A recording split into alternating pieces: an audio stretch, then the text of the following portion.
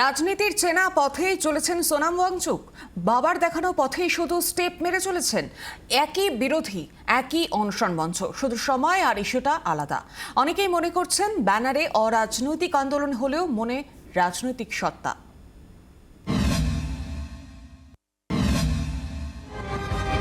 সোনাম ওয়াংচুককে নিয়ে যারা অরাজনৈতিক ব্যানারে অনশনের গন্ধ পাচ্ছিলেন, তাদের জন্য আমাদের ফিরতে হবে 4 দশক আগে।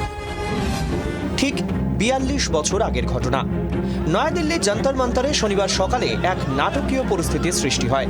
কিন্তু 42 বছর আগে কিন্তু এমনটা হয়নি। তবে মঞ্চটা ঠিক এমনই ছিল।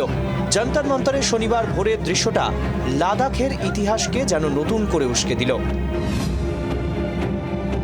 আজ থেকে 4 দশকেরও বেশি সময় আগে সোনাম ওয়াংচুকের বাবা সোনাম ইয়াংয়াল ঠিক একইভাবে লাদাখের অধিকারের দাবিতে অনশনে বসেছিলেন। 8 দশকে লাদাখকে তপশিলি জাতি মর্যাদা দেওয়ার আন্দোলন শুরু করেন। আন্দোলনে অগ্রণী ভূমিকা নিয়েছিলেন এই ওয়াংচুকের বাবা। দাবি আদায়ে 1984 সালে আমরণ অনশনে বসেছিলেন সোনাম ইয়াংয়াল।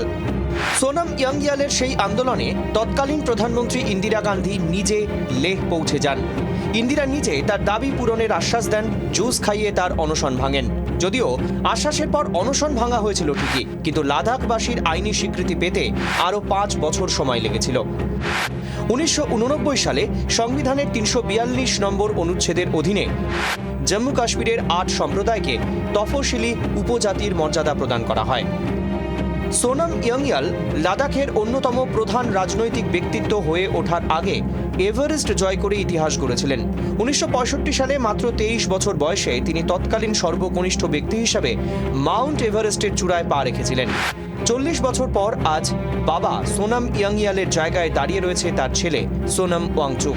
তবে এবারই প্রথম নয়। গত বছর লাদাখে পূর্ণ রাজত্ব এবং সংবিধানের 6ষ্ঠ অনুচ্ছেদের আওতাভুক্ত সুরক্ষার দাবিতে 35 দিনের অনশন করেছিলেন ওয়াংচুক। যুব সমাজকে উস্কানির অভিযোগে সেবার গ্রেফতার হন ওয়াংচুক। দেশদ্রোহিতার ধারায় মামলা রুজু করা হয়েছিল ওয়াংচুকের বিরুদ্ধে। ওয়াংচুকের বাবা সোনাম ইয়াংয়াল সরাসরি রাজনীতির সঙ্গে যুক্ত ছিলেন। তিনি প্রথম ওমর আবদুল্লার দল ন্যাশনাল কনফারেন্সে যোগ দেন, পরে কংগ্রেসের টিকিটে বিধায়ক হন। এমনকি 1975 সালে কাশ্মীরে কংগ্রেসের সরকার থাকাকালীন মন্ত্রীও ছিলেন। যদিও বাবার মতো ওয়াংচুক সক্রিয় রাজনীতিতে অংশ নেননি, তিনি মূলত পরিবেশ আন্দোলনের কর্মী। তবে যেভাবে সোনামের পাশে দেশের বিরোধী নেতানেত্রীরা যোগ দিচ্ছেন, তাতে দ্রুতই তিনি রাজনীতিতে যোগ দেবেন বলেই অনেকে মনে করছেন। ব্যুরো রিপোর্ট, জি 24 ঘন্টা। বাংলার আওয়াজ, বাঙালির আবেগ, জি 24 ঘন্টা।